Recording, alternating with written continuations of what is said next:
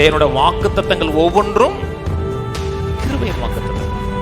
கிருபை என்ன கொடுக்குதுன்னு அறிந்துட்டு அவைகளை பெற்றுக்கொண்டேன் என்று விசுவாசிங்க. அப்புறம் தேங்க்ஸ் பண்ணுங்க. அப்பொழுது அவைகள் உங்களுக்கு சுதந்திரிக்கிற விசுவாசம் இன்ஆக்டிவா இருக்காது. நான் ஆண்டுக்கு வாழ்றேன் அப்படி வாழாது. சுதந்திரிக்கிற விசுவாசம் ஆக்டிவா செயல்படும்.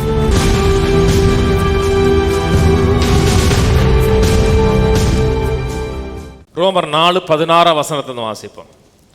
சுதந்திரமானது கிருபையினால் உண்டாயிருக்கும்படிக்கு அது விசுவாசத்தினாலே வருகிறது.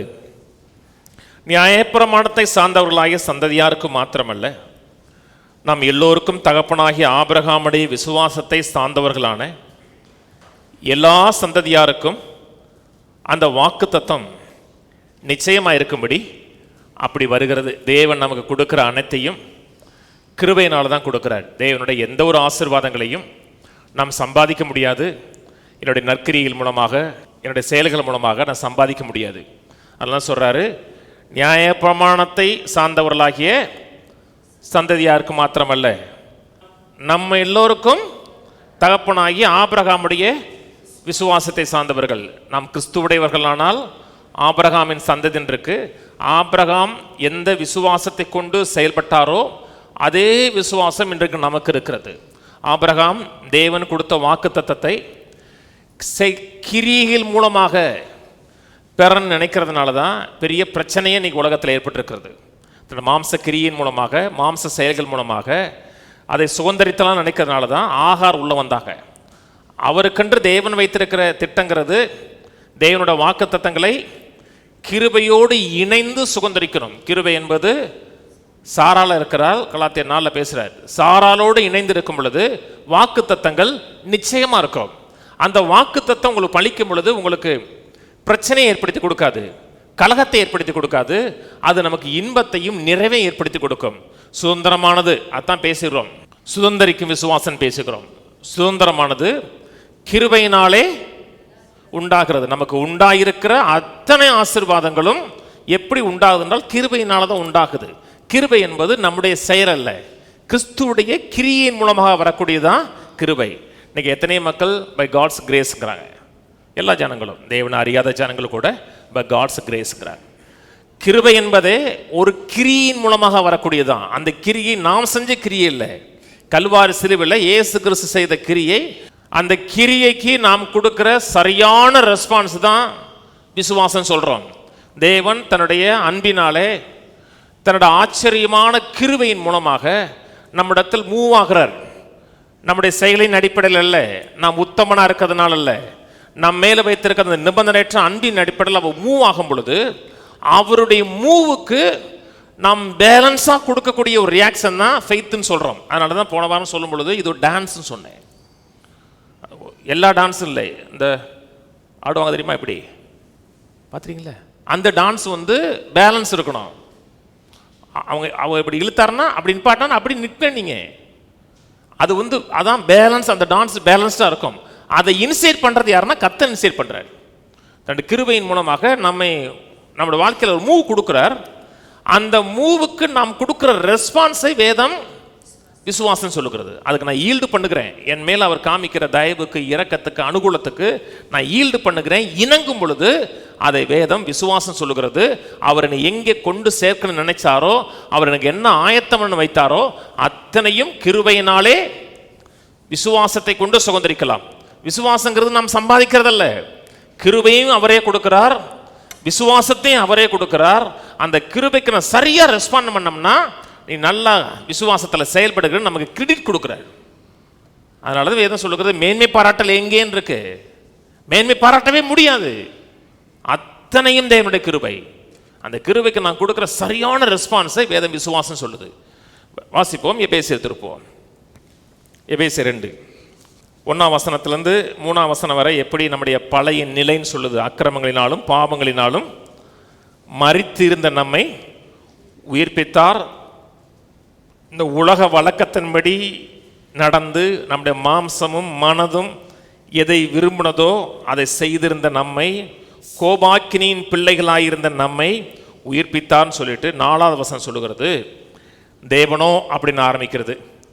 ஆங்கில பைபிள் படித்து பார்த்தீங்கன்னா பட் காட்னு ஆரம்பிக்கிறது.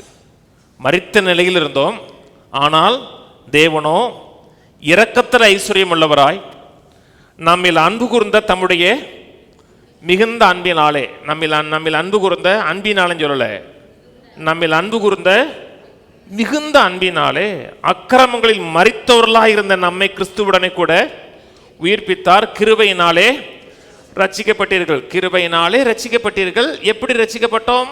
அதுக்கு நாம் கொடுத்த ரெஸ்பான்ஸு. தீத்து 2:11 சொல்லுகிறாரு, எல்லாரும் ரட்சிக்கப்படும்படியான தேவனுடைய கிருபை பிரசன்னமாகின்றிருக்கு. எல்லாரும் ரட்சிக்கப்படுவதற்கான தேவனுடைய கிருபை பிரசன்னமாயிருக்குன்னா ரிலீஸ் ஆயிருக்கு. எல்லா மக்களும் எப்படி நீங்கள் ரட்சிக்கப்பட்டிருக்கீங்களோ நான் ரட்சிக்கப்பட்டிருக்கணும்.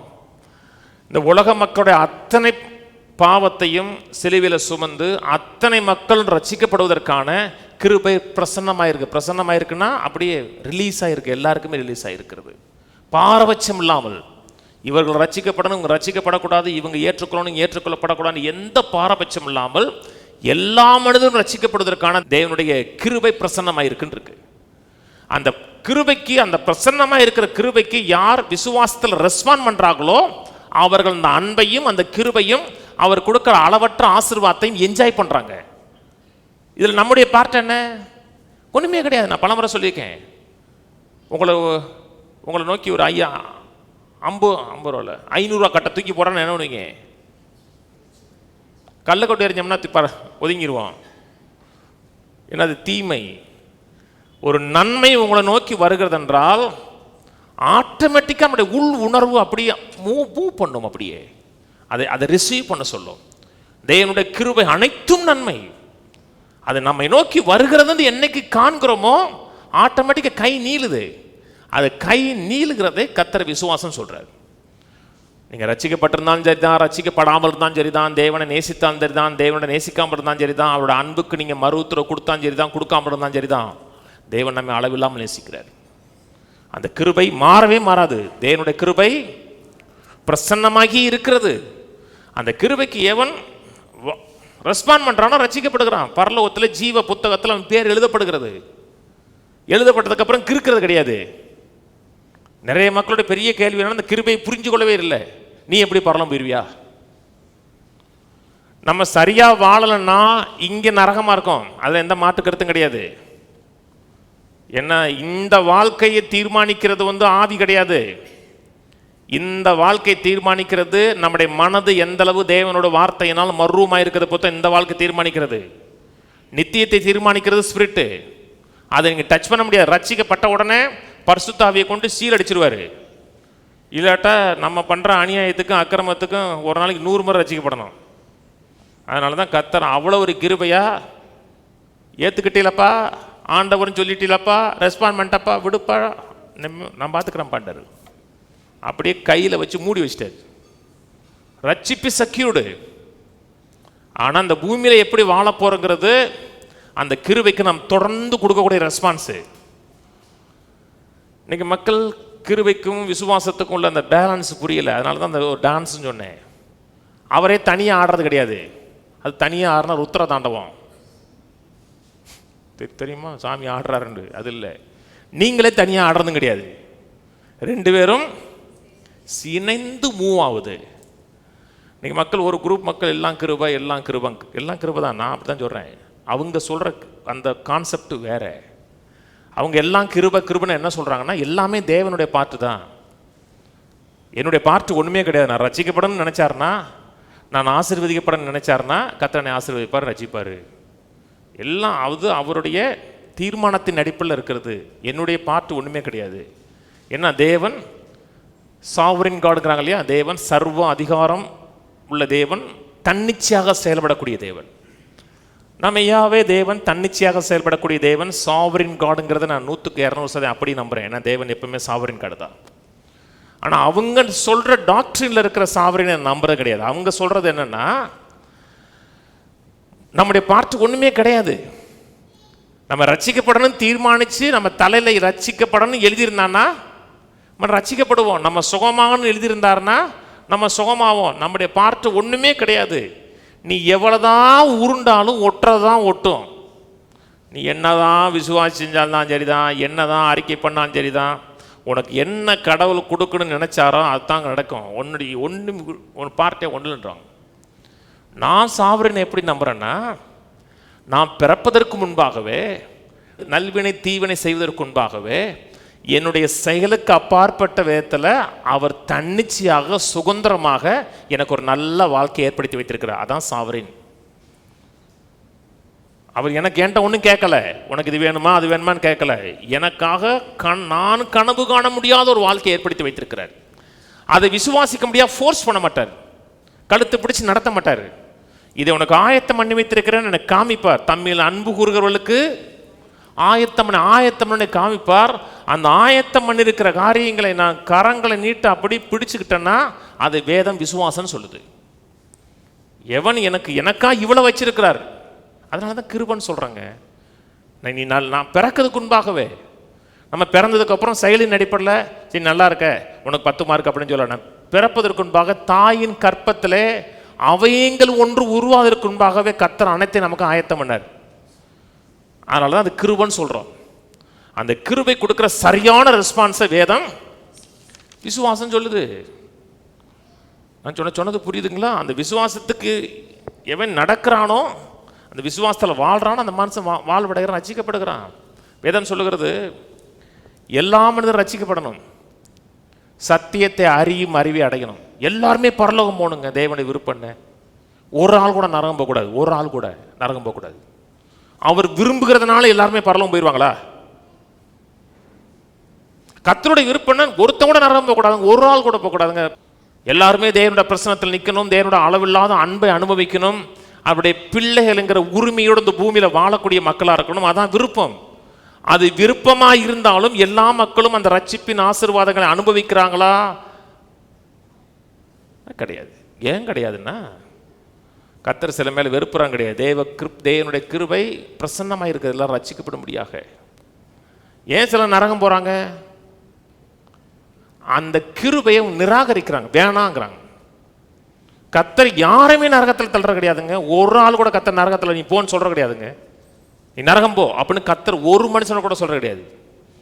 கர்த்தர் வச்சிருக்க ரட்சிப்பை ஒருத்தன் நெக்லெக்ட் பண்றான், வேணாம், அவன் நிராகரித்ததுனால அவனே போறான். நான் சொன்னது புரியுதுங்களா? நான் கர்த்தர் ஒரு தீமையை கூட வாழ்க்கையில் ஏற்படுத்த மாட்டாருங்க. வாசிப்போம், எபேசியர் தொடர்ந்து வாசிப்போம்.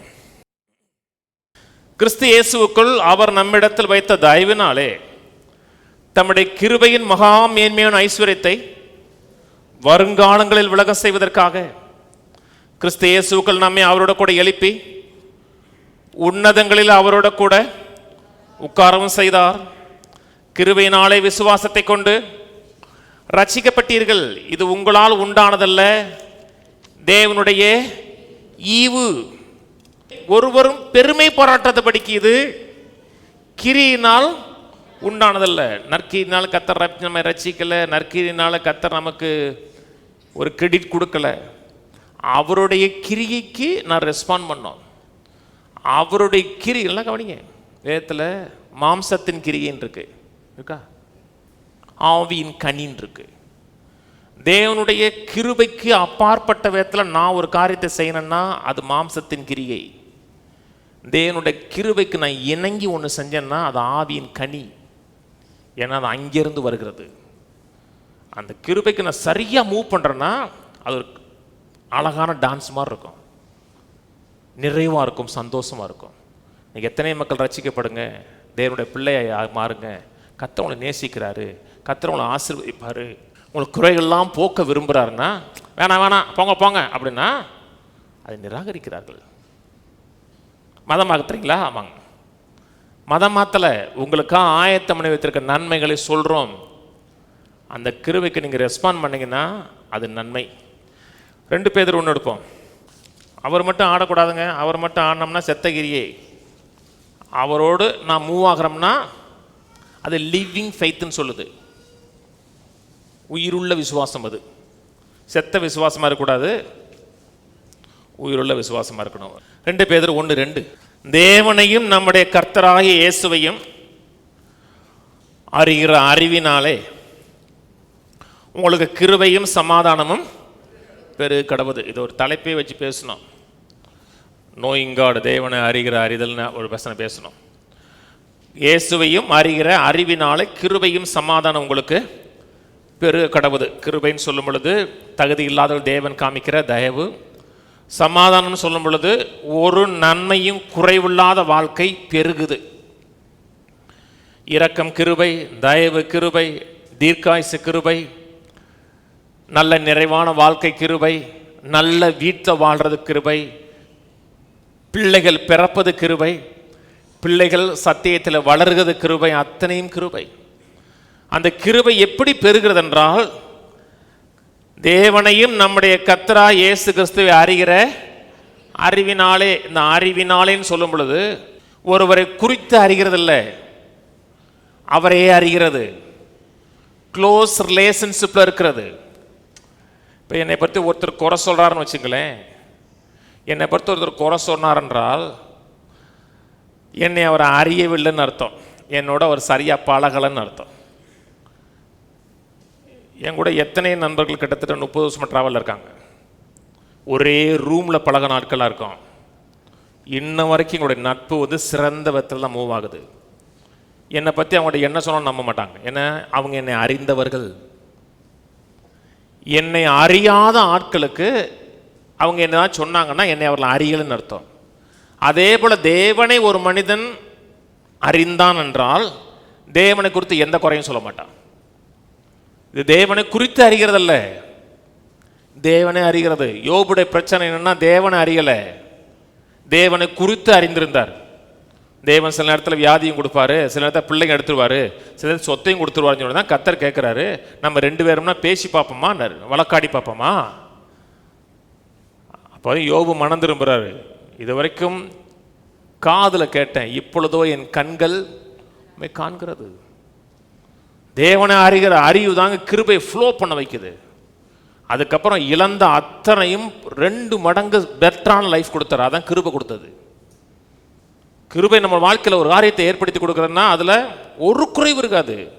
தேவனை குறித்து அறிவதில்லை, தேவனை அறிவது. அதனால தான் தேவனோட நம்ம நேரம் செலவழிக்கிற ஒவ்வொரு நேரமும் முக்கியம்.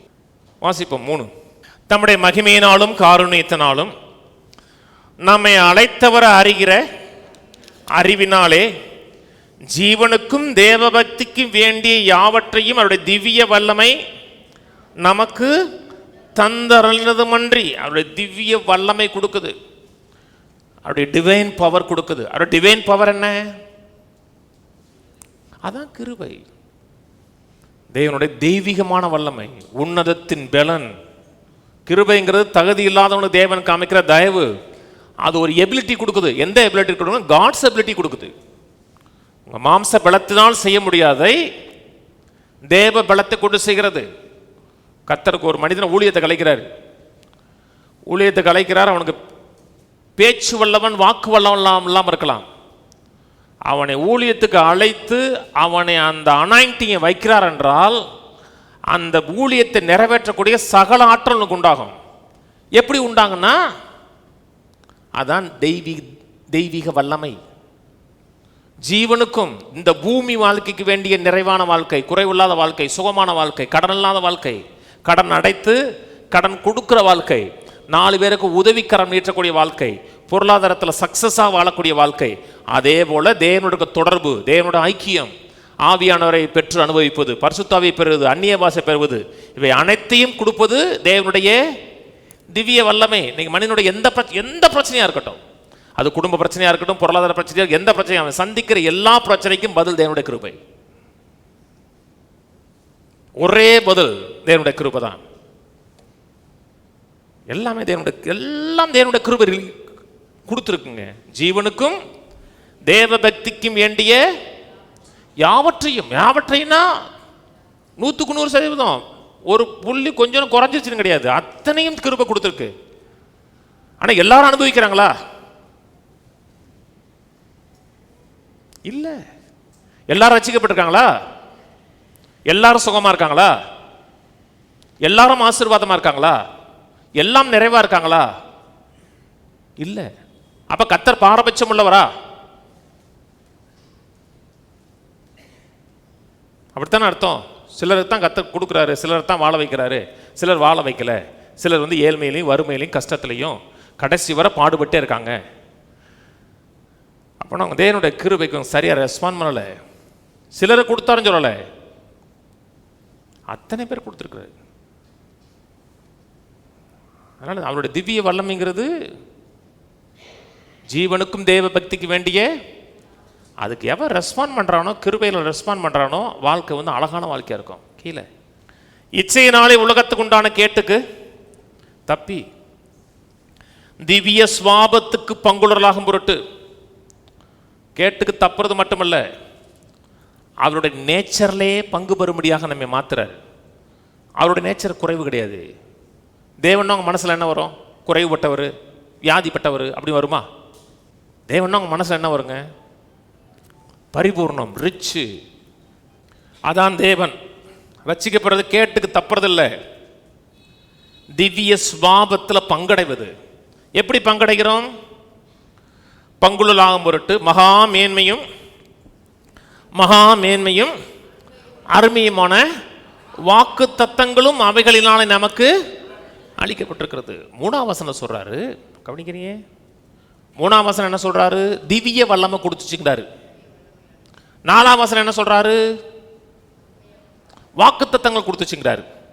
வாக்கு தத்தம் கொடுத்துச்சுதா, கிருபை கொடுத்துச்சா? தேவனுடைய வாக்கு தத்தங்களால்தான் தேவனுடைய கிருபை. அத்தனை வாக்கு தத்தங்களும். வாக்கு தத்தம் என்னங்க? வாக்கு தத்தம்னா என்ன? ஆசீர்வாதங்க. ஒவ்வொரு வாக்கு தத்தங்களும் ஒரு ஆசீர்வாதம். சொன்னது இப்போ கர்த்தருடைய மேன்மையாக வைப்பாருன்னு சொல்றோம். அது என்னது? வாக்கு தத்தமா பார்ப்பீங்களா, ஆசீர்வாதமா பார்ப்பீங்களா? தேவனுடைய அத்தனை ஆசீர்வாதங்களும் கிருபையின் ஆசீர்வாதங்கள். அதுக்கு நம்ம தகுதி கிடையாது. மக்கள் சொல்லுவாங்க தேவனோட ஆசீர்வாதங்கள் அனைத்தும் கண்டிஷனல்மாங்க. எங்கே கண்டிஷன் சொல்கிறாங்கன்னா, உபாகம் 28 படிக்கிறாங்க. உபாகம் 28 முதல் 2 வசனம் படித்த உடனே எப்படி இருக்கும்னா, நிபந்தனை இருக்கும். இப்பொழுது சொல்லப்படும் வாக்கு தத்தங்கள் எல்லாம் கேட்டு கவனமாய் கேட்டு அவைகளின்படி செய்தால் இப்பொழுது சொல்லப்படும் ஆசீர்வாதங்கள்லாம் உனக்கு பலிக்குன்னு இருக்கு. எல்லா நிபந்தனைகளும், அதாவது டோட்டலா அத்தனை லாவையும் கவனமாக கேட்டு அத்தனை லாவையும் அத்தனை பிரமாணத்தையும் கவனமாக செஞ்சோம்னா இப்பொழுது சொல்லப்படும் ஆசீர்வாதங்கள்லாம் உனக்கு பலிக்கும். அத்தனை லாவையும் கை கொண்ட ஆள் யாரு? இயேசுவுக்கு அப்பாற்பட்டு ஒருத்தன் கூட கிடையாது. அத்தனை பிரமாணங்களையும் ஒரு மனிதன் கை கொண்டு இருந்தான் என்றால் இயேசு வர வேண்டிய அவசியம் கிடையாது. ஏன் பிரமாணங்களை கொடுத்தார்? உன்னால் கை கொள்ள முடியாது என்று அத்தனை மனிதனையும் பாவத்துக்குள்ள அடைத்து போடுவதற்காக பிரமாணத்தை கொடுத்தான் இருக்கு. அப்புறம் எப்படி ஆசீர்வாதங்கள் வந்துச்சு? வருகிலும் ஆசீர்விக்கப்பட்டார், போகிலும் ஆசீர்விக்கப்பட்டார், மாவும் கூடையும் தொட்டியும் எப்படி ஆசீர்விக்கப்பட்டுச்சுன்னா பலி செலுத்தினார்கள். அவங்களால முடியல. இப்போ முடியலன்னு என்ன செய்யணும்? பலி செலுத்தணும். பலி செலுத்தும் போது என்ன நடக்குதுன்னா, இஸ்ரவேல் மக்களுக்கும் சீனாய் மலையில் நடந்த உடன்படிக்கை கேன்சல் ஆகிரும். எப்பப்பெல்லாம் பலி செலுத்துறாங்களோ அப்பப்பெல்லாம் சீனாய் மலையில் நடந்த அந்த கவனன்ட் வந்து உடஞ்சிரும். ஏன்னா எப்போ கவனன்ட் உடையின்னு சொல்றாரு ரோமர் 7ல், கவனன்ட் பண்ணவன் செத்து போயிட்டான்னா கவனன்ட் உடஞ்சிரும்.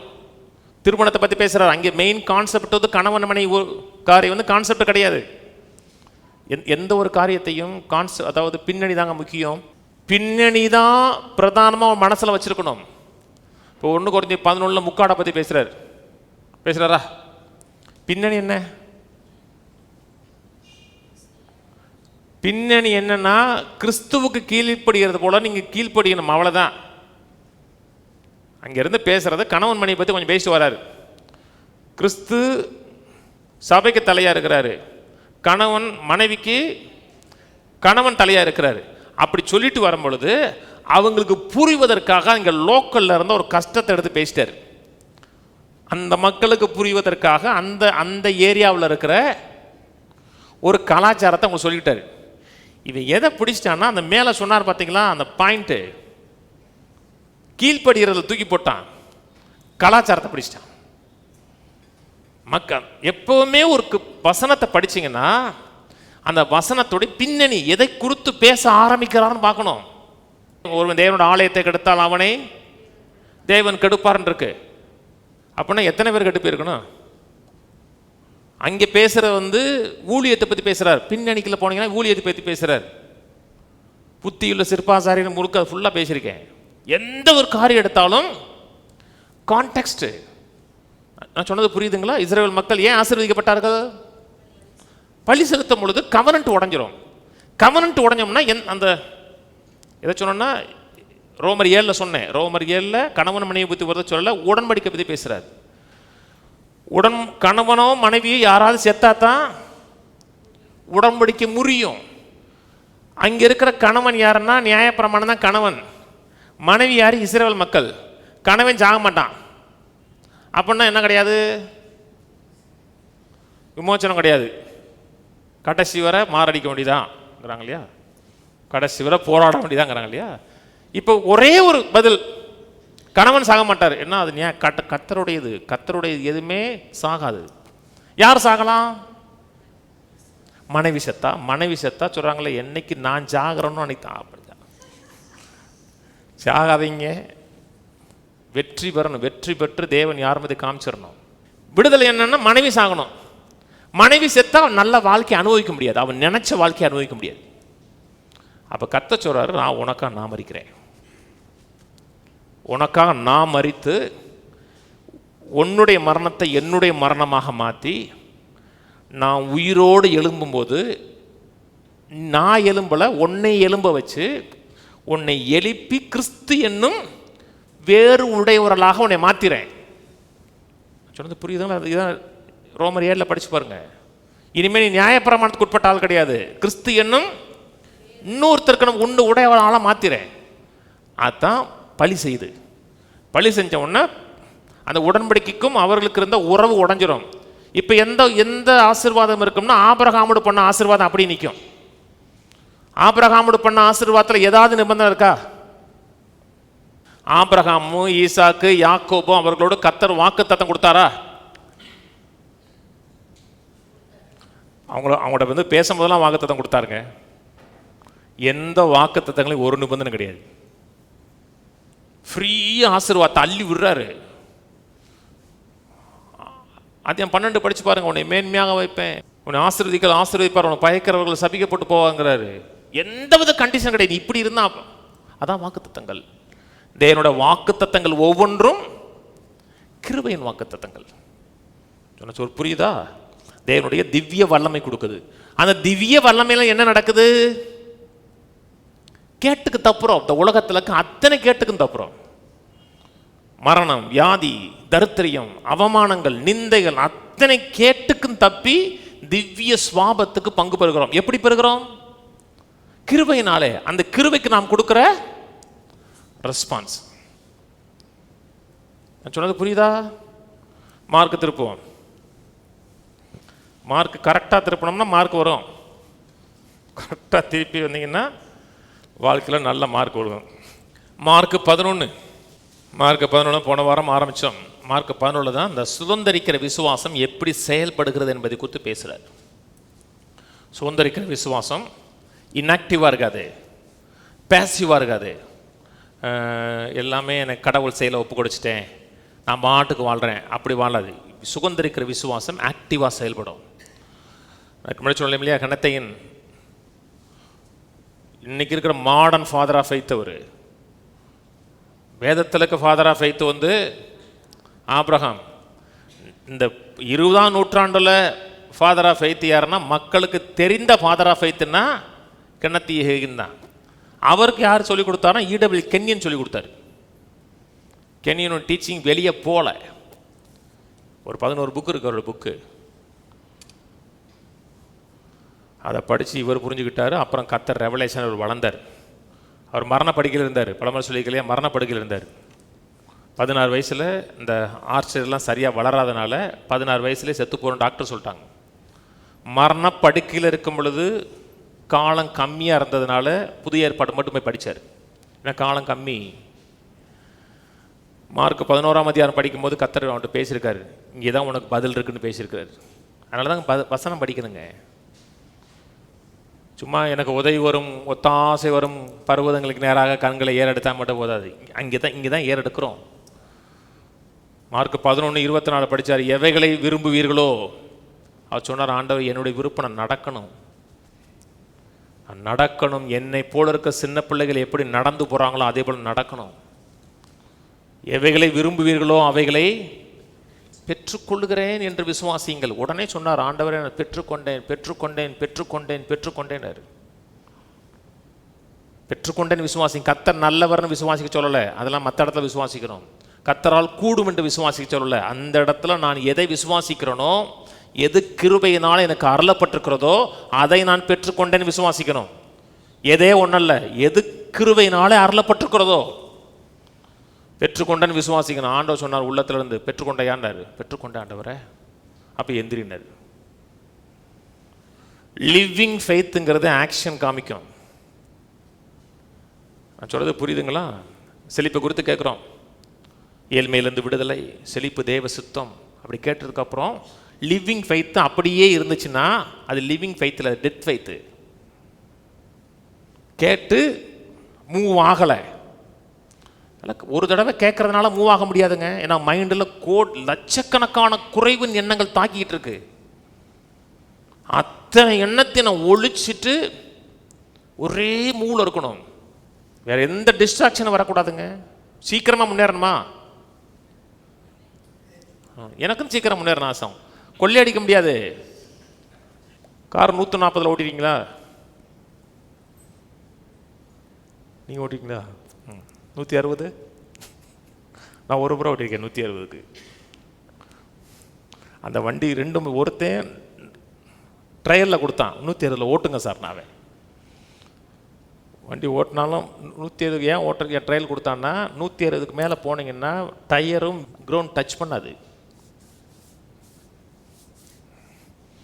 பிரேக் போட்டான். அதனால தான் அவன் ஓட்டுனது கிரவுண்ட் டச் இருக்கும் சார். நான் வெர்னான்னு ஒரு வண்டி ஓட்டினேன். என் வண்டியும் கிரவுண்ட் டச் இருக்கும். எப்போ ஓட்ட மாட்டேன், ஒரே நிமிஷம் ஓட்டி பார்த்தேன், நம்ம வண்டியும் போகுதான்னு பார்த்தேன். 140 பலமுறை போயிருக்கேன். பலமுறை சில நேரத்தில் அர்ஜெண்டாக போகும்போது. நீங்கள் 140 போகிறீங்க, சீக்கிரமாக போகணும்னா ரோட்டில் உங்களுக்கு கவனம் ஒரு செகண்ட் திரும்பக்கூடாது. ஒரு ஃப்ராக்ஷன் ஆஃப் செகண்ட் திரும்பக்கூடாது. ஒரு அப்படின்லாம் பார்க்கக்கூடாது. ஃபுல் ஃபோக்கஸ் ஆங்கிள் தான் நிற்கணும். அப்படின்னா தான் உங்களுக்கு போக முடியும். சீக்கிரமாக செழிப்படையணும், சீக்கிரமாக முன்னேறணும்னா உலகத்தில் எந்த எண்ணம் உள்ள வரக்கூடாது. யூடியூப்பில் என்ன சொன்னால், ஃபேஸ்புக்கில் என்ன சொன்னால் வரவே கூடாது. அப்படி பார்த்துட்டோம்னா முடிஞ்சுன்னு அர்த்தம். இந்த எண்ணத்தை மட்டும் இரவும் பகலும் இதையே சிந்திச்சுக்கிட்டு இருங்க. நீங்கள் எவ்வளவு சீக்கிரமாக டெஸ்டினி அடையிறீங்க பாருங்கள். மற்ற 10 மணி நேரத்தை வருவான், நீங்கள் 5 மணி நேரத்தை போய் ரீச் பண்ணியிருப்பீங்க. சேஃபாக ரீச் ஆவீங்க.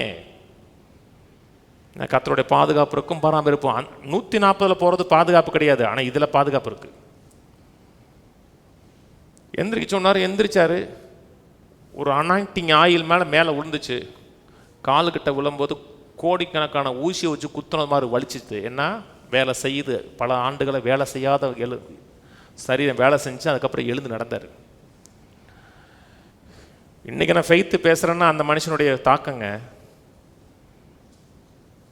இப்போ சாம் செல்லத்தோடு இருக்கிறாருன்னா அவர் இன்னைக்கு இருக்கிற அத்தனை ஃபேமஸ் ப்ரீச்சர்ஸ் அத்தனை பேரும், நீங்கள் எந்த ஃபேமஸ் ப்ரீச்சர் மனசில் வைக்கிறீங்களோ அவங்க அத்தனை பேரும் எண்ணத்தினுடைய ப்ராடக்ட். அத்தனை பேரும், நான் சொல்கிறது அத்தனை பேரும், நீங்கள் யாரை என்ன சொன்னாலும் அத்தனை பேரும் அவருடைய ப்ராடக்ட். எப்படி இந்த மனுஷன் தாக்கத்தை ஏற்படுத்தினார்? விசுவாசித்தார், பெற்றுக்கொண்டேன்னு விசுவாச்சார். மார்க் 11 வாங்க 22. இயேசுவை நோக்கி, தேவனிடத்தில் விசுவாசம் உள்ளவர்களாய் இருங்கள். நான் பல முறை சொல்லியிருக்கேன். இது 2 பேரத்தில் மொழிபெயர்க்கலாம், 2 பேரத்தில் மொழிபெயர்க்கப்பட்டிருக்கிறது ஆங்கில பைபிளில். ஒன்று தேவனிடத்தில் விசுவாசம் உள்ளவர்களான்னு இருக்கும், சில ஆங்கில பைபிளில் தேவனுடைய விசுவாசம் உள்ளவர்களாக இருக்கின்றிருக்கு. ரெண்டுமே கரெக்டு தான். எவனாகிற இந்த மலையை பார்த்து பெயர்ந்து நீ சமுத்திரத்தை தள்ளுண்டு போய் என்று சொல்லி தான் சொன்னபடி நடக்கும் என்று தன் இருதயத்தில் சந்தேகப்படாமல் விசுவாசத்தால் அவன் சொன்னபடி ஆகும் என்று மெய்யாகவே உங்களுக்கு சொல்லுகிறேன். 23 விசுவாசத்தை எதிராக செயல்படுத்துவது. நம்முடைய நல்வாழ்வுக்கு விரோதமாக எந்த காரியம் இருக்கிறதோ அதற்கு எதிராக செயல்படுத்துவது. இது தேவனை பார்த்து பேசுறது கிடையாது. ஜெபம் என்பது தேவனை நோக்கி பேசுவது. நான் சொன்னது பார்த்தீங்களா? ஜெபங்கிறது உங்களை பார்த்தே பேசக்கூடாது. ஆண்டவரே, நான் இன்னைக்கு உபவாசம் போட்டிருக்கேன் ஆண்டவரே, நான் இவ்வளோ அர்ப்பணிச்சிருக்கேன் ஆண்டவரே, நான் இவ்வளோ தவம் கடந்திருக்கேன் ஆண்டவர்னா, ஆண்டவர் சொன்னார், அவனை பார்த்தே பேசிட்டு போயிட்டான் பாரு. நீங்கள் உங்களை பற்றி பேசி போனீங்க. ஜெபங்கிறது சிலுவை, சிலுவையில் பட்ட பாடுகள், விசுவாச துவைக்கினவரும், அதான் ஜெபம். இது தேவன்கிட்ட பேசுகிறது கிடையாது, பிரச்சனையை பார்த்து பேசுகிறோம். இயேசு மரத்தை பார்த்து பேசினா அதுக்கு முன்னாடி பேசினாரா? மரத்தை பற்றி தேவன்கிட்ட பேசினாரா? மரத்திட்டே பேசினாரா? மரத்திட்டே பேசினார். அப்படி பேசிட்டு தான் இந்த கான்செப்டை கொண்டு வராரு. இயேசு காற்றை பார்த்து பேசினார், கடலை பார்த்து பேசினார், இயற்கையை பார்த்து பேசினார். பேதுருடைய மாமியாருக்கு ஜுரம், வியாதியை பார்த்து பேசினார். ஜுரம் நீங்கும்படியாக கட்டளையிட்டார், ஜுரம் நீங்கிட்டுன்னு இருக்கு. அப்போ எதை பார்த்து பேசினார்? ஜுரத்தை பார்த்து பேசினார். அப்போ வாழ்க்கையில் இருக்க குறைவுகளை பார்த்து பேச முடியுமா? பேச முடியும். நல்லா கவனிங்க, இந்த உலகம் வார்த்தையினால் உண்டான உலகம். நம்முடைய சரீரம் வார்த்தையினால் உண்டான சரீரம். எதுனால உண்டாக்கப்படுகிறதோ அதனால தான் சஸ்டெயின் பண்ணப்படணும். நான் சொன்னது புரியுது? வார்த்தையினால உண்டாச்சு, அதான் மெயின் ஒரிஜினல். மண் எப்படி உண்டாச்சு? வார்த்தையினால் உண்டாச்சு. கவனிக்கிறீங்களா? மனிதன் எங்கேருந்து உண்டானா? மண்ணிலேருந்து உண்டானா. மண்ணு வார்த்தையிலேருந்து உண்டாச்சு. கவனிக்கிறீங்களா? வார்த்தையினால் உண்டானதை வார்த்தையினால் தான் தாங்கும். அப்போ அந்த ஒரிஜினல் பர்பஸுக்கு விரோதமாக என்ன இருக்கிறதோ அதை இயேசு நாமத்தில் நான் நிர்மூலமாக்குகிறேன், செயலிழந்து போகும்படியாக சொல்லுகிறேன். வியாதியே, பலவீனமே, குறைவுகளே என் வாழ்க்கையிலேருந்து, என் குடும்பத்திலேருந்து வெளியே போன்னு சொல்கிறோம். கவனிக்கிறீங்களா? அப்புறம் 23 திரும்பி வாசிக்கிறேன். எவனாக இந்த மலையை பார்த்து நீ பெயர்ந்து சமுத்திர திரண்டுமே என்று சொல்லி தான் சொன்னபடியே நடக்கும் என்ற இருதயத்தில் சந்தேகப்படாமல் விசுவாசித்தால் அவன் சொன்னபடியே ஆகும் என்று மெய்யாகவே உங்களுக்கு சொல்லுகிறேன். அவன் சொன்னபடியே ஆகும் என்று மெய்யாகவே சொல்லுகிறேன். யார் சொன்னா? இயேசு சொன்னார். என்ன கவனிங்க, இப்போ கொஞ்சம் சில பெந்தகோஸ்தே சபையில் ஓப்பனாகவே சொல்லிடுறேனே, அசெம்பிளி ஆஃப் காடில் இப்போ ஏற்றுக்கிறாங்க, விசுவாச போதனை ஏற்றுக்கிறாங்க. விசுவாசித்து சொல்லுகிறதை அசெம்பிளி ஆஃப் காடில் இப்போ ஏற்றுக்கிறாங்க. 25 வருஷத்துக்கு முன்னாடி விசுவாசத்தை அறிக்கை பண்ணுகிறதை ஏற்றுக்க மாட்டாங்க, கன்ஃபெஷனை ஏற்றுக்க மாட்டாங்க. அது என்ன சொன்னால் கல்ட்டுன்னே சொன்னாங்க, தவறான போதனைனாங்க. சில விசுவாச நாவு உருவாக்கும் சக்தின்னு புக்கு வந்துச்சு. அந்த புத்தகத்தை பைபிள் காலத்திலிருந்து ஒரு பையன் படித்ததுனால அந்த புத்தகத்தை தூக்கி எறிஞ்சாங்க. அப்போ கன்ஃபெஷன் தப்புன்னாங்க. ஆனால் இயேசு சொன்னார், அவன் சொன்னபடி. இப்போ அவங்க எல்லாம் மாறிட்டாங்க. அன்னைக்கு யார் யார் தப்புன்னு சொன்னாங்களோ அத்தனை பாஸ்டர்ஸும் இன்னைக்கு ஃபெய்த் கன்ஃபரன்ஸில் பேசுகிறாங்க. அத்தனை பேர் பேசுகிறாங்க. இயேசு அவன் சொன்னபடி ஆகும்னா அவன் சொன்னபடி ஆகும். 24 ஆதலால் நீங்கள் ஜெபம் பண்ணும் பொழுது எவைகளை கேட்டுக்கொள்வீர்களோ அவைகளை பெற்றுக்கொள்வோம் என்று விசுவாசியுங்கள், அப்பொழுது அவைகள் உங்களுக்கு உண்டாகும் என்று சொல்லுகிறேன். 23 எதிராக செயல்படுத்துவது, அதாவது நம்முடைய பிரயாணத்துக்கும் நல்வாழ்வுக்கு விரதமாக இருக்கக்கூடிய சக்திகளுக்கு விரதமாக செயல்படுத்துகிறது. இது 24 நான் விரும்புகிறதை செயல்படுத்துகிறது. எதை விரும்புகிறோம்? எல்லாம் விரும்புகிறேன்னு சொல்லக்கூடாது. சுகத்தை விரும்புகிறேன், சமாதானத்தை விரும்புகிறேன், ஒரு வெற்றிகரமான வாழ்க்கையை விரும்புகிறேன். எதை விரும்புகிறோமோ அவைகளை பெற்றுக்கொள்ளுகிறேன் என்று விசுவாசிங்கள். முதல்ல விரும்பணும், அப்புறம் ஜெபிக்கணும். தமிழில் எவைகளை கேட்டுக்கொள்கிறோம், ஆங்கில பைபிளில் எவைகளை விரும்புவீர்கள்னு போட்டிருக்கு. எது உங்களுக்கு தேவைன்னு சொல்லலை, வாட் திங் யுவர் நீடுன்னு சொல்லலை. வாட் திங் யுவர் டிசையர் வேற, நீடு வேற. தெரியுமா? நீடு வேற, டிசையர் வேறங்க. கல்யாண வீட்டுக்கு போகும்போது கண்டாங்கி சேலம் கட்டு போகலாமா? அது என்ன நீடு? ஒரு சேலை கட்டி போகணும், அவ்வளோதான். ஆனால் பட்டுப்புடவை கட்டி போடுங்கிறது டிசையர். போன ஞாயிற்றுக்கிழமை பாருங்கள் எத்தனை பட்டுப்புடவை ரோட்டில் போச்சு தெரியுமா? வண்டியில் புடவை, காரில் புடவை, பஸ்ஸில் புடவை, ரோட்டில் புடவை, அத்தனை டிசைன் பட்டு புடவையாக போச்சு. என் ஒய்ஃப்டே சொன்ன போட இன்றைக்கி பாரு எவ்வளோ பட்டு புடவை பேரில் வந்துருக்கு பாரு நீ. அது என்னது? டிசையர். கர்த்தர் நம்முடைய நீடு சந்திக்கிறான்னு சொல்லலை, டிசையரை, விருப்பத்தை சந்திக்கிறார். அதை அப்புறம் கேட்கணும். வேதம் சொல்கிறது நீங்கள் கேட்டுக்கொள்ளாதனாலே பெற்றுக்கொள்ளன்னு இருக்கு. முதல் காரியம் சொல்றாரு, எதிராக இருக்கிறத சபிங்க, விலகி போன்னு சொல்லுங்க. அப்புறம் எவைகளை விரும்புவீர்களோ அவைகளை பெற்றுக்கொள்ளுகிறேன்னு விசுவாசிங்க. சுகத்தை பெற்றுக்கொண்டு தான் விசுவாசிங்க, ஆரோக்கியத்தை பெற்றுக்கொண்டு தான் விசுவாசிங்க, நல்வாழ்வை பெற்றுக்கொண்டு தான் விசுவாசிங்க. பெற்றுக்கொள்றதுக்கு முன்பாக அதை குறித்து வேதம் என்ன சொன்னதுன்னு படிங்க. சுகத்தை குறித்தே கேட்கலன்னா நான் சுகமாக முடியும் என்று உங்களால் விசுவாசிக்க முடியாது. செழிப்பை குறித்தே கேட்கலன்னா செழிப்பாக முடியும்னு விசுவாசிக்க முடியாது. கிருபை என்ன கொடுக்குதுன்னு அறிந்துட்டு அவைகளை பெற்றுக்கொண்டேன் என்று விசுவாசிங்க. அப்புறம் தேங்க்ஸ் பண்ணுங்க, அப்பொழுது அவைகள் உங்களுக்கு உண்டாகும். என்ன கொடுக்கப்பட்டிருக்கிறது, உங்கள்கிட்ட என்ன இருக்குதுன்னு தெரியல, உங்களை யுத்தம் பண்ண முடியாதுங்க. ஒரு பெரிய கோடீஸ்வரன் பெரிய பங்களாவில் இருக்கிறார், கோடிக்கணக்கான சொத்து, வீட்டில் வைரம் வைடூரியம் எல்லாமே இருக்குது, நல்ல மனைவி, நல்ல பிள்ளைகள், அதெல்லாம் காப்பாற்றுறதுக்கு அவருக்கு எல்லா விதமான ஆயுதமும் இருக்குது. AK-47 இருக்குது, துப்பாக்கி இருக்கிறது, கத்தி இருக்குது, எல்லாமே இருக்குது. எல்லா ஆயுதமும் கையில் வச்சுருக்காரு. 2 திருடை வந்து மனைவி கழுத்தில் இருக்க நெக்லஸை பறிக்கிறான், பீரோவில் இருக்க பணத்தை எடுக்கிறான், கார் எடுக்கிறான். ஆனால் அவர் ஒன்றுமே செய்யலை. இது இறைவன் சித்தமாக இருந்தால் அப்படி நடக்கும் அப்படின்னு பேசாமல் உட்காந்துருக்கிறாரு. இறைவன் அனுமதிக்காமே அப்படி நடக்கும். இப்படி நடக்குதுன்னா காரணம் என்ன? இறைவன் அனுமதிச்சிருக்கான். என் பொண்டாட்டிக்கு 4 அறை கொடுத்துட்டு போயிருக்கான்னா அப்படின்னா இறைவன் தெய்வீகமாக அனுமதிச்சிருக்காம இருக்க அப்படின்னா சந்தோஷப்படுவோமா? வேதம் சொல்லுகிறது சர்வாயுத வர்க்கங்களை தரித்து கொள்ளுங்கள் இருக்கு. தேவன் நமக்கு என்ன அருள் இருக்கிறார் அதை அறிந்து பிசாசே என் வீட்டுக்கு விரதமாக, என் சுகத்துக்கு விரதமாக, என் நல்வாழ்வுக்கு விரதமாக இருக்கிற எல்லா காரியங்களையும் இயேசு நாமத்தில் எடுன்னு சொல்லிட்டு அப்புறம் என்ன கொடுத்துருக்கிறாருன்னு பார்க்கணும். சுகம் கொடுத்துருக்கிறார், நல்வாழ்வு கொடுத்துருக்கார், நிறைவு கொடுத்துருக்கார், வெற்றி கொடுத்துருக்கார், வாழ்வு கொடுத்துருக்கிறார். அவையெல்லாம் நான் பெற்றுக்கொண்டேன்னு விசுவாசிக்கணும். இது சும்மா இல்லை, அக்ரெசிவ் இருக்கணுங்க, தீவிரம் காமிக்கணும். நான் வாழ்ந்திருப்பேன், அதுக்கான கிரயம் கொடுக்கப்பட்டிருக்குது, நான் செழிப்பாக இருப்பதுக்கு, சுகமாக இருப்பதுக்கு, ஆரோக்கியமாக இருக்குது, கிரயம் கொடுக்கப்பட்டிருக்குன்னு நான் அனுபவிச்சு வெளியே வாழும் பொழுது மற்றவங்க கேட்பாங்க, எப்பட்றா கேட்பாங்க. எப்பட்றா கேட்கும்போது என்னை ஆசீர்வதிச்ச கடவுள் ஒன்னே ஆசீர்வதிப்பார், என்னை ஆசீர்வதித்த தேவன் ஒன்னே ஆசீர்வதிப்பார், என்னை ஆசீர்வதித்த தேவன் ஒன்னே மேன்மைப்படுத்துவார், உன்னை வாழ வைப்பார். அதுக்காகத்தான் கர்த்தரை அந்த வாழ்க்கையை கொடுக்குறார். வேதம் சொல்லுதுங்க, பரலோகத்தில் போய் அனைவரும் அழுவான் இருக்குங்க, கண்ணீரை துடைப்பார் இருக்கு. ஏன் அங்கே போய் நீ அழணும்? காம்பார், இவ்வளோ வச்சுருந்தேன் உனக்கு, இந்த வீடு உனக்கு வச்சுருந்தேன், இந்த கார் உனக்கு வச்சுருந்தேன், இந்த நகை உனக்காக வச்சுருந்தேயா, இவ்வளோ நிறைவான வாழ்க்கையை வச்சுருந்தேன். அங்கே போய் அழக்கூடாது, என்ன அருள் இருக்கிறான்னு கேட்கணும், அப்புறம் சொந்தம் பாராட்டணும்.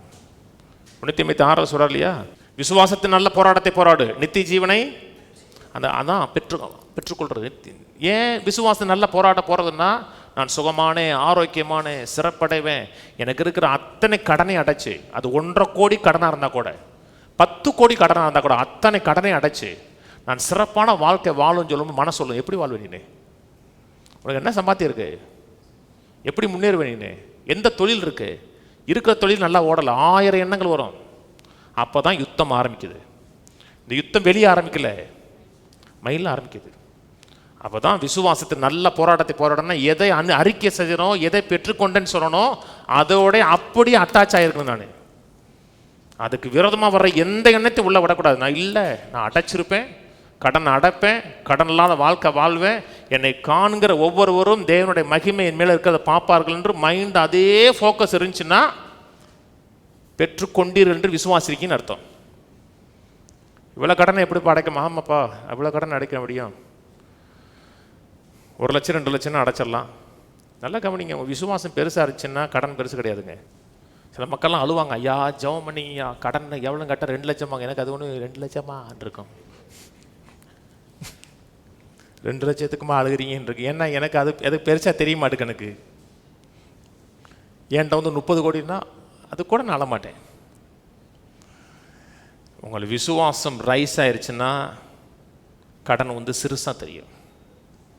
ஏன்னா விசுவாசம் ரைஸ் ஆகும்போது தேவன் பெருசாக தர்றார் உங்களுக்கு, கடன் சிறுசாக தெரியும்.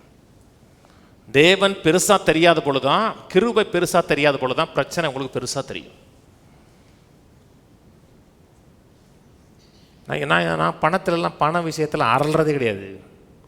கையில் காசு இருக்கா, கையில் ஒன்றும் இல்லை, உள்ளத்தில் இருக்குது. இப்போ கூட பெர்மிஷன் கொடுத்துட்டாங்கன்னு ஸ்டார்ட் பண்ணிடுவேன். ஸ்டார்ட் பண்ணால் 1.5 கோடி ஆகும் சர்ச் ப்ராஜெக்ட் முடிக்கிறது. குறைஞ்சது 5 வருது, குறைஞ்சது.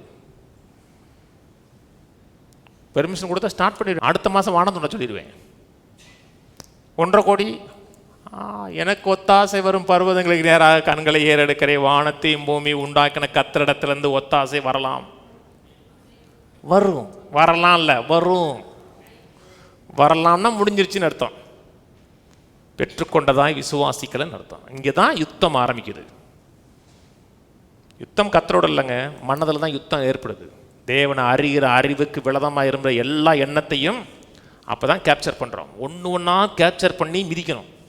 கையில் சொல்லுங்க, இயேசுவானவர் கல்வாரி சிலுவையின் மூலமாக அவர் செய்த தியாகத்தின் மூலமாக நிறைவான பரிபூர்ணமான சகல ஆசீர்வாதம் நிறைந்த வாழ்க்கையை எனக்காக ஆயத்தம் பண்ணி வைத்திருக்கிறார். அவைகளை நான் பெற்றுக்கொண்டதாக விசுவாசிக்கிறேன். அவைகளோடு நான் உறுதியாக ஒட்டி கொண்டிருக்கிறேன். ஆமென், ஆமென். எபிரேயர் 10க்கு வாங்க. எபிரேயர் 10:38. விசுவாசத்தினால நீதிமான் பிழைப்பான். விசுவாசத்தினால நீதிமான் பிழைப்பான்னா அதான் லைஃப் ஸ்டைலு. விசுவாசத்தினால நீதிமான் முன்னாடி பிழைச்சான்ல, விசுவாசத்தினால நீதிமான் பிழைப்பான். வாழ்க்கை முறை அது. 2 Corinthians 5:7 சொல்றாரு, நாம் தரிசித்து நடவாமல் விசுவாசித்து நடக்கிறோம். ஒன்று வாழ்கிறோம்ங்கிறாரு, நீதிமான் விசுவாசத்தினாலே பிழைப்பான்ங்கிறாரு. அங்கே சொல்றாரு விசுவாசத்தினாலே நடப்பாங்கிறாரு. நடப்பான்னா அது ஆன்கோயிங் ப்ராசஸ். விசுவாசத்தில் நடந்தான்னு சொல்லலை, விசுவாசத்தினாலே நடப்பான்னா ஆன்கோயிங் ப்ராசஸ். எப்படி ரட்சிக்கப்பட்டோம்? விசுவாசத்தினால். இயேசு எனக்காக சிலுவையில் மரித்தார், அடக்கம் பண்ணப்பட்டார், உயிர் தெழுந்தார் என்பதை விசுவாசித்தேன். விசுவாசத்தோம்னா அவரோட நான் கனெக்ட் ஆயிட்டேன். அதோட விசுவாச வாழ்க்கை முடியல. அதோட முடிஞ்சுன்னா கஷ்டம். தொடர்ந்து போது அவர் சிலுவையில் வைத்திருக்க சுகம், நல்வாழ்வு, நிறைவு, தீர்க்காயுசு அத்தனையும் தொடர்ந்து நான் ப்ரொசஸ் பண்ணி சுதந்திரிச்சுட்டே இருக்கணும். ரட்சிப்போட முடியல. பெரும்பாலான மக்கள் ரட்சிப்போட முடிஞ்சிருச்சு. ரட்சிக்கப்பட்டோம், ரட்சிப்பை காத்துக்கணும். அந்த கரையில் அவரை நான் சந்திப்பேன். இக்கரை பெரும்பாடு, அக்கறைக்கு போயிடுவேன். அந்த நாடை அடைவேன். இந்த நாட்டில் ஒன்றும் இல்லை.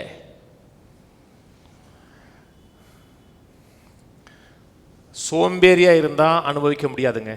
ஒருத்தர் காஸ்பல் சொல்கிறீங்க ஆண்டவரை பற்றி, இயேசுவை ஏற்றுக்கொள்ளுங்க, இயேசு உங்களை ஆசீர்வதிப்பார், நல்ல வாழ்க்கை கொடுப்பாருன்னு சொல்கிறீங்க. அவர் ஏப்பா கொடுப்பா, கர்த்தரை ரட்சிக்கணும்னு நினச்சானா ரட்சிப்பார். இதில் ஏன் ஓயாமல் தொல்லை பண்ணுற, விடுயா, அன்னை ரட்சிக்கணும்னு நினச்சா ரட்சிப்பார். அப்படி சொன்னால் விட்டுருவீங்களா? இல்லையா, விசுவாசிக்கணுங்க. இன்றைய ரச்சனைய நாள், இன்றைய அனுகிரக நாள் இருக்கு. இன்னைக்கும் ஆண்டவரை ஏற்றுக்குன்னு சொல்றீங்களா? அப்படித்தானே சொல்றீங்க. இல்லப்பா உன்னை ரசிக்கும் போது ரசிக்கப்பாடு விடுவீங்களா? அப்படி யாருமே ரசிக்க கிடையாது. அவர் கொடுத்த கிருபையை சொந்தம் பாராட்டி எடுக்கணும். அதே போல மற்ற எல்லா காரியங்களையும் விசுவாசத்தினால வாழணும். விசுவாசத்தினால் நீதிமான் பிழைப்பான். பின்வாங்கி போவானே ஆனால் அவன் மேல ஆத்துமா பிரியமாயிராது. விசுவாசத்தினால் நீதிமான் பிழைப்பான். பின்வாங்குறான், அவன் மேல ஆத்துமா பிரியமாயிராது. பின்வாங்குறான்னா ஃபார்வர்ட் ஆகலை, பேக்வர்ட் ஆகிறான். மூவிங் ஃபார்வர்டு இல்லை, ஒரு இடத்துல நிற்கிறான் இல்லாட்ட பின்னோக்கி போறான்னா அவன் மேல நாத்துமா சந்தோஷப்படாதுன்னு. அப்ப தேவன் எதுல சந்தோஷப்படுறார்? விசுவாசத்தில். விசுவாசம் இல்லாமல் தேவனுக்கு பிரியமா இருப்பது கூடாத காரியம். ஒரு மனிதன் ஃபார்வர்டு மோஷன்ல இருக்கிறான் என்றால் அவன் முன்னேறி போறான். போன வாரம் கடைசியாக முடிக்கும் போது இஸ்ரேல் மக்களோட முடித்தோம். என்னாகும் 13:14 கர்த்தர் ஒரு சிறப்பான தேசத்தை கொடுத்தார். பாலும் தேனும் ஓடுகிற தேசத்திலேயே நலமான தேசம், போய் பார்த்துன்னு சொல்கிறான். ஆமையா, கர்த்தர் சொன்னது மாதிரி இருக்கியாங்கிறான். அவர் சொன்னது மாதிரி இருக்கு, அப்படி இருக்கு. அது பாலும் தேனும் ஓடுகிற தேசம் தான். அப்படின்னா அவர் சொன்னது மாதிரி அப்படி இருக்குன்னாரு. ஆனால் சான்ஸ் இல்லைண்ணா, சுதந்திரிக்க முடியாதுப்பா. சொன்னதெல்லாம் கரெக்டு தான், ஆனால் சொன்னதில் உண்மை கிடையாது. தேசம் நல்லது, ஆனால் நம்மளால முடியாது. கர்த்தர் சொன்னார், அதை உனக்கு கொடுத்துட்டேன், ஒரு சுதந்திரினார். சுதந்திரினா ஃபார்வர்டாகு. என்ன சொன்னா? ஃபார்வர்ட் ஆகலை, 14 மையத்தில் பின்வாங்கினான். அனைவரும் கூடாரத்துக்குள்ள போய் உட்கார்ந்து விடிய விடிய அழுதார்கள். கர்த்தருடைய இருதயம் சந்தோஷப்படுச்சா? அவர் மேல கோவப்பட்டார். அவன் பின்வாங்கி போனான் என்றால் அவன் மேல் நாத்துமா பிரியாராகு. அவிசுவாசம் என்னங்க? அவிசுவாசம்னா தேவன் மேல நம்பிக்கை இல்லாத தீர்மானம் வைக்கிறது. இந்த நோ கான்ஃபிடென்ட் மோஷன் வைப்பாங்க தெரியுமா? நம்பிக்கை இல்லாத தீர்மானம். ஒரு கவர்மெண்ட் வந்து சரியில்லை, கொஞ்சம் பேர் இப்போது 240 எடுத்திருக்கிறாரு, எல்லாம் வந்து நாயுடு அப்புறம் அவர் இவர் எல்லாமே இல்லை அப்படின்னா உடனே என்ன பண்ணுவாங்கன்னா நம்பிக்கை இல்லாத தீர்மானம் எடுப்பாங்க. இந்த கவர்மெண்ட் மேலே நம்பிக்கை இல்லை அப்படின்னு ஓட்டு போடுவாங்க. நான் எப்பப்பெல்லாம் அவிசுவாசத்தில் இருக்கிறோமோ அப்பப்பெல்லாம் தேவனுக்கு விரோதமாக ஓட்டு போடுறேன்னு அர்த்தம். உங்கள் மேலே நம்பிக்கை கிடையாது. நீங்கள் என்னை ஆளுகை செய்ய முடியும், என்னை அரசாள முடியும் என்பதற்கு உங்கள் மேலே நம்பிக்கை இல்லை. என்னங்க இது ஒரு பெரிய விஷயமா பேசுறீங்க? எல்லாரும் தானே அவிசுவாசத்தில் தினத்தில் இருக்கோம், மனுஷன்னா அப்படித்தானே. இது வந்து சகஜமானது கிடையாது, அசிங்கமானது. அது தேவனை அசிங்கப்படுத்துகிற காரியம். அது நீ பொய் சொல்லுகிறவர், உண்மை நம்ப முடியாது. நீ என்னை எந்த இடத்துல கொண்டு போய் நினைச்சீரோ அந்த இடத்துல உங்களால் கொண்டு போக சேர்க்க முடியாதுன்னு தேவனை அவமானப்படுத்துறது அவிசுவாசம். நம்ம அவிசுவாசம்னா கேஷுவலுங்கிறோம். அன்னைக்கு உதவி செஞ்சார் தான், உண்மைதாங்க. அன்னைக்கு நீ கைவிட்டுருவாரா கைவிட மாட்டா எனக்கு நம்பிக்கை இல்லைன்னா அதான் நம்பிக்கை இல்லாத தீர்மானம். சொன்னது புரியுதுங்களா? கர்த்தர் சொன்னார், தேசத்தை கொடுத்துட்டேன், நீ போ. அது ஒரு நாளில் நடக்கிற விஷயம் இல்லை, போன உடனே கொடுத்துருவான்னு சொல்லலை. அதுக்கு எதிராக யுத்தம் பண்ணணும். நான் உனக்கு உதவி செய்வேன், அரணா இருப்பேன், கேடகமாக இருப்பேன், வழி நடத்துவேன். உன் மேலே உன் கரம் இருக்கும். கர்த்தர் சும்மா படலைங்க, ஒரு நாள் நடக்காது. ஆனால் தேவனை சார்ந்து ஃபார்வர்ட் ஆகணும். பின்வாங்குறோம் அப்படின்னா சுதந்திரிக்க மாட்டோம். கொடுக்குற சாமி கூரையை பிச்சு கொடுக்கும்னா நடக்கவே நடக்காது. கூரை போயிடும் கொஞ்ச நாளில். ஈஸி சேர்லேயே ஆட்டிக்கிட்டே இருங்க, கொஞ்ச நாளில் கர்த்தர் கொடுப்பாரு. ஈஸி சேர்லேயே ஆடுங்க. கடங்கார ஈஸி சேரை தூக்கிட்டு உங்களை தனியாக ஆட்டுவோம். அப்படியே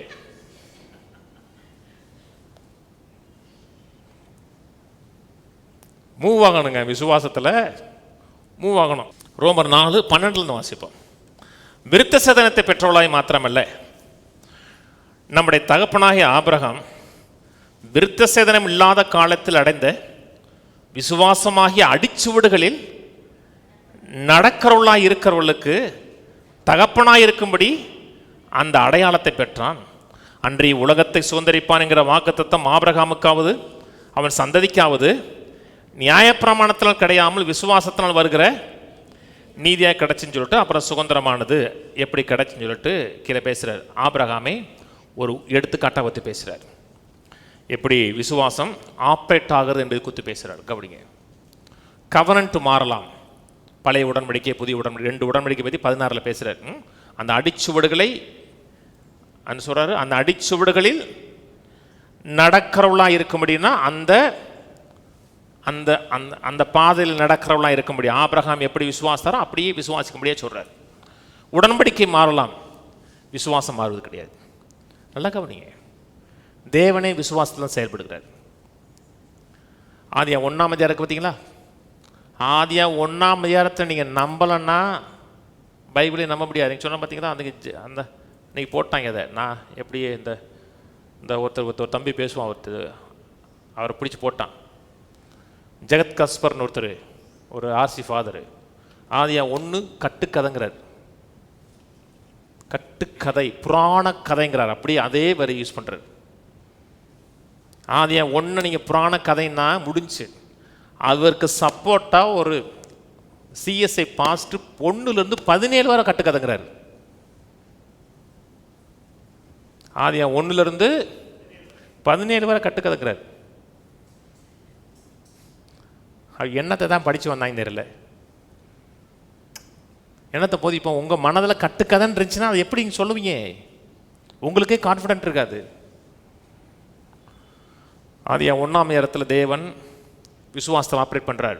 உன்னை விசுவாசிக்கிறார், அதை பார்க்கிறார், அப்புறம் பேசுகிறார். பேசிட்டு அவருடைய சாயலின்படி, அவருடைய ரூபத்தின்படி மனுஷனை படைக்கிறார். என்ன மாதிரி உன்னை படைக்கிறேன், உன்னை விசுவாசி, அது கண்களில் பாரு, அப்புறம் பேசு. பிள்ளைகள் இருக்கு பார்த்தீங்களா, இப்போ பெரிய பெரிய கம்பெனி வைக்கிறாங்க பார்த்தீங்களா, அன்சன்ஸ்ன்னு போடுறாங்க இல்லையா? சன்ஸ்னா அவருடைய பிள்ளைகள். Natarajan and sons.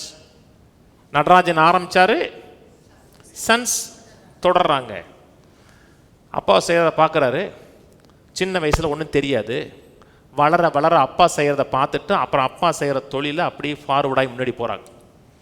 அந்த தொழில் கண்டினியூ ஆகுது. அப்படி தானுங்க பிள்ளைகள். அம்மா நல்லா சமைச்சாங்கன்னா பிள்ளைகள் நல்லா சமைக்கும். அம்மா சமைக்கிற ரயில்வே ஸ்டேஷனில் விற்கிறோம்னா பிள்ளைகள் சமைக்கிறது ஏர்போர்ட்டில் தான் விற்கணும். இன்னும் அதுக்கப்புறம் அந்த ஏர்போர்ட்டுக்கு வருவானான்னு சொல்ல முடியாது. அம்மா சமைக்கிறத பார்க்க பார்க்க பைபிள் சொல்லுங்க, பி இமிட்டேட்டர்ஸ் ஆஃப், பிரியமான பிள்ளைகளைப் போல தேவனை பின்பற்றுவான் இருக்கு இல்லையா? பிரியமான பிள்ளைகளாய் தேவனை இமிட்டேட் பண்ணுங்கன்னு இருக்கு. தேவன் உன்னை விசுவாசிக்கிறார், அப்புறம் பேசுகிறார். நான் சொன்னது புரியுதுங்களாங்க? தேவன் மனதில் ஒன்று இருக்கு, திரும்பி பேசுகிறார். தேவனுடைய கேரக்டர் அப்படித்தான். தேவன் ராஜா, நாம் சின்ன ராஜா. ராஜாதி ராஜா, நாம் ராஜா. ஒரு ராஜா அப்படி செயல்படுவார். குழி வெட்டுங்கிறாரு. யாரெங்க குழி வெட்டுங்கன்னு சொன்ன உடனே உடனே ட்ரெஸ்ஸை கழுத்தி போட்டு ஒரு கடப்பாரையும் ஒரு சட்டியை தூக்கிட்டு போய் அவரே நோன்றாருன்னா ராஜா பெரிய அறிவாளி ஆயிட்டாருன்னு அர்த்தம். ராஜாவுக்கு பவர் எங்கே? வார்த்தை. உன்னை கான்ஃபிடென்ட்டாக விசுவாசிக்கிறார், அப்புறம் பேசுகிறார். அப்போ உன்னை விசுவாசிங்க, அப்புறம் பேசுங்க. வாசிப்போம். அக்கிரமங்களாம் மரித்திருந்தாங்க, கர்த்தர் நமக்கு உயர்ந்த ஒரு வாழ்க்கைக்கு நேரம் கொண்டு போய் இருக்கிறாருங்க. கவனிக்கிறீங்களா? என்ன 13-14 அவங்களாம் போல கர்த்தர் சொன்னார், பாலும் தேனுக்கு ஓடுகிற தேசம்னாரு. அவன் என்ன சொன்னா? நீங்கள் பொய் சொல்கிறீங்கண்ணா. அவன் என்ன சொன்னது? என்னது? கர்த்தர் பொய் சொல்கிறார்னா. அதனால் கொண்டு போக முடியாது, கஷ்டம், அதை நிறைவேற்ற முடியாதுன்னாங்க. அவங்களால் அந்த இடத்துல போய் சென்று போய் அடையலை. யாக்கோபு 2 திருப்போம். அவங்கள நினச்சி பரிதாபம் தாங்க படணும். அவங்கெல்லாம் அற்புதத்தை கண்ணார பார்த்தவங்க, 10 அற்புதங்களை கண்ணார பார்த்தவங்க, 10 அற்புதங்களை விசுவாசித்தவங்க கிடையாது. 10 அற்புதங்களை நம்ம 10 அற்புதங்களை விசுவாசிக்கிறவர்கள். அவங்க 10 அற்புதங்களை பார்த்தவர்கள். பார்த்துட்டு சொன்னாங்க, நல்ல வாழ்க்கை தான், ஆனால் நம்பிக்கை இல்லை, நாங்கள் கொண்டு போய் சேர்ப்பாரான்னு நம்பிக்கை இல்லை நாங்கள். யாக்கோபு 2:14 என் சகோதரரே, ஒருவன் தனக்கு விசுவாசம் உண்டென்று சொல்லியும் கிரியைகள் இல்லாதவனானால் அவனுக்கு பிரயோஜனம் என்ன? அந்த விசுவாசம் அவனை ரட்சிக்குமா, விடுதலையாக்குமா, ஆரோக்கியமாக்குமா, கடல்லேருந்து விடுதலை கொண்டு வருமா, விரும்புகிற வாழ்க்கையை கொண்டு வருமானு கேட்டோம்னா கொண்டு வராது. அது என்னன்னா, அது என்ன? செத்த விசுவாசம். யாக்கோபு 2:17. அப்படியே விசுவாசம் கிரியைகள் இல்லாத இருந்தால் தன்னில் தானே செத்ததாக இருக்கும். ஒரு விசுவாசம் பேசுறது மட்டுமல்ல, அப்புறம் ஆக்ஷன் பண்ணி முன்னேறி போனோம். சபைக்கு வர்றீங்க, ஒரு சத்தியத்தை கேட்குறீங்க, கேட்குறத விசுவாசிக்கிறீங்களா? மெய்யாவே விசுவாசிக்கிறீங்களா? மெய்யாவே செய்கிறீங்களா?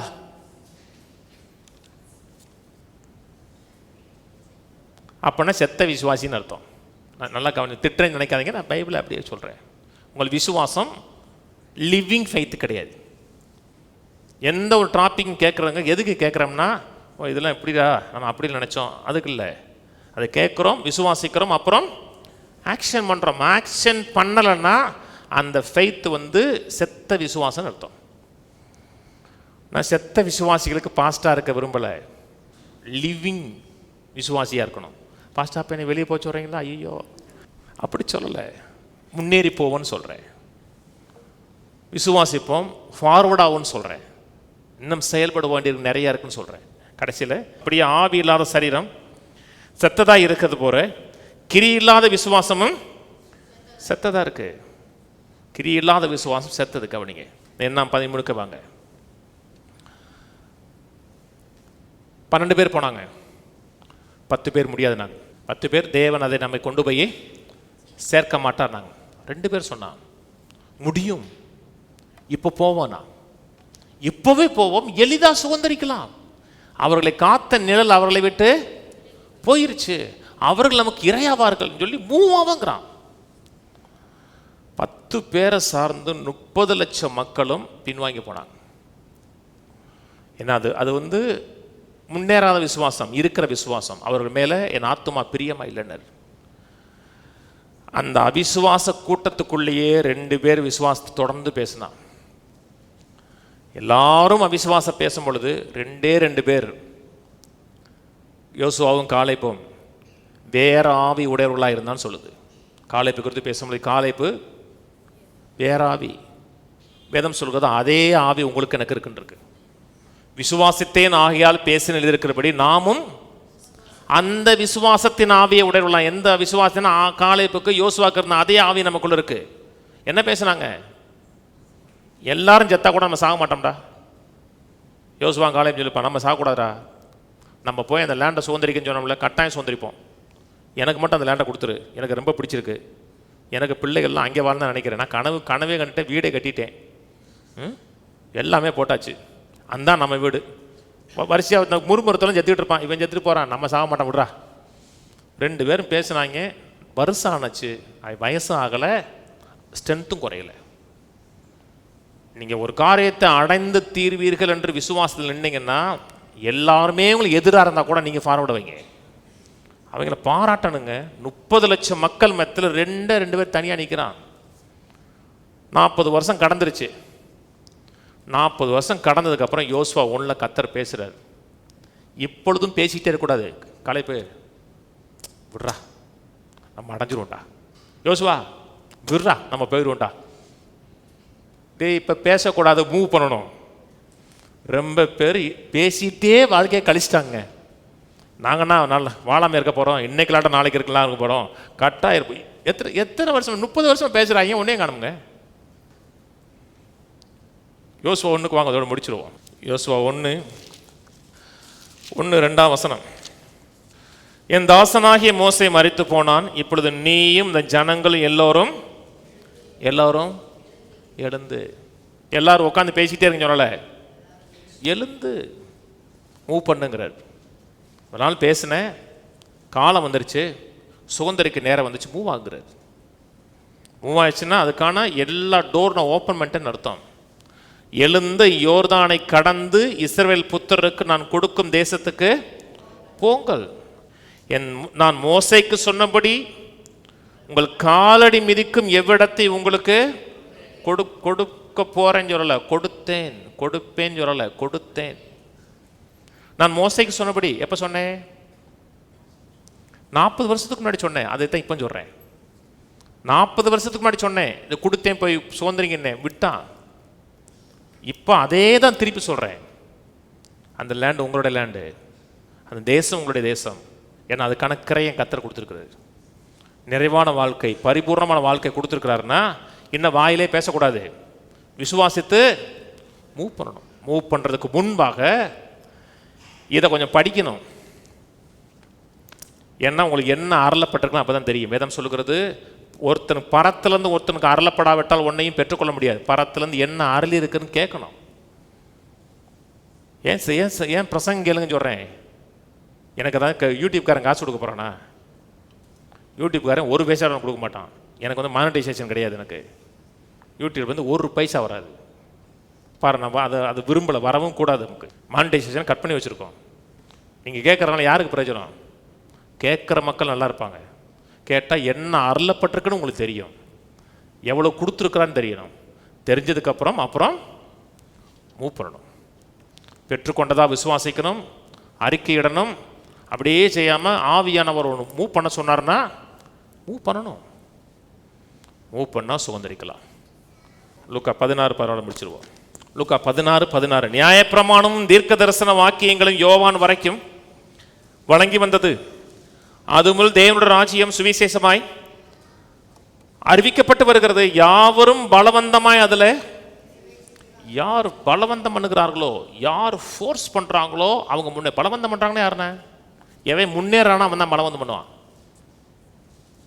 முன்னாடி வர 10 பேருக்கு தங்கல நெக்லஸ் அப்படின்னு என்ன பண்ணுவோம்?